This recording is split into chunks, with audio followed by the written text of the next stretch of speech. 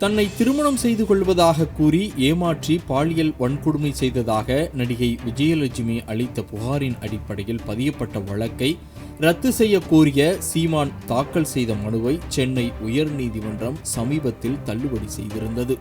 நீதிபதி இளந்திரையன் பிறப்பித்த இந்த உத்தரவில் பாலியல் வன்கொடுமை புகார் தீவிரமானது என்பதால் அப்புகாரை தன்னிச்சையாக திரும்பப் பெற முடியாது என கூறி அந்த வழக்கினை தள்ளுபடி செய்திருந்தார்.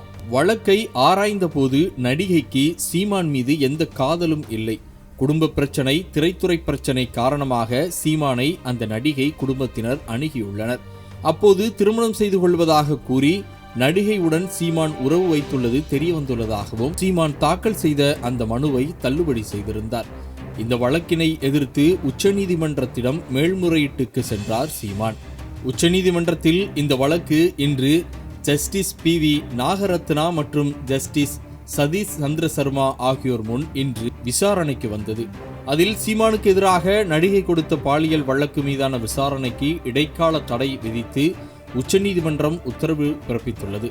இந்த விவகாரத்தில் இரு தரப்பும் கலந்து பேசி உடன்பாடு காண அறிவுறுத்தி 12 வாரத்தில் விசாரித்து அறிக்கை சமர்ப்பிக்க வேண்டும் என்று உத்தரவு பிறப்பிக்கப்பட்டுள்ளது.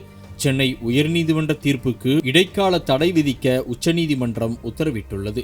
இந்த வழக்கில் சீமானுக்கு சாதகமாக உத்தரவு வர அவரின் வழக்கறிஞர் வாதம் மிக முக்கிய காரணம் என்று சொல்லப்படுகிறது. அந்த வழக்கறிஞர் வட இந்தியாவில் பிரபலமாக இருக்கும் வழக்கறிஞர்களில் ஒருவர். களமிறங்கி நாம் தமிழர் கட்சியின் தலைமை ஒருங்கிணைப்பாளர் சீமான் இந்த வழக்கின் போக்கை மாற்றியிருக்கிறார். அந்த வழக்கறிஞர் நிர்னிமேஷ் தூபே என்று சொல்லப்படுகிறது. இவர் அர்னாப் கோசாமிக்கு ஜாமீன் வாங்கி கொடுத்தவர் என்றும் ஒரு கிரிக்கெட் லீக் அணியின் ஒன்றின் வழக்கிற்கும் இன்னும் சில பாஜகவினர் தொடர்புடைய வழக்கிற்கும் இவர் ஆஜராகி இருப்பதாகவும் செய்திகள் வெளியாகியிருக்கிறது.